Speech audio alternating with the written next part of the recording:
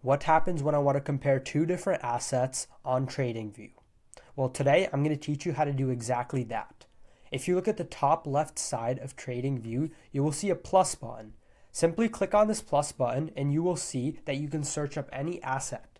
For example, we will go with TQQQ.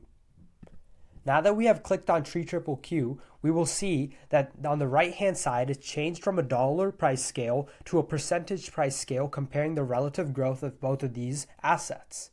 If we don't want this and we want to revert back to the dollar price scale, all we have to do is go to the TQQQ control tab on the left hand side of TradingView, click on the three dots, go to move to, and go to new pane above or below. For our purpose, we will just go to new pane below. Now that we have done that, we will simply right-hand click on the right side of the screen where the price scale is to change it back. And we simply click on regular. Now we have the prices. You will still notice that there is a discrepancy between how the two graphs look. The TQQQ graph is a line chart. Let's change it to candles. All we do is double click on the line itself. Once we have done that, it will pop up the style tab.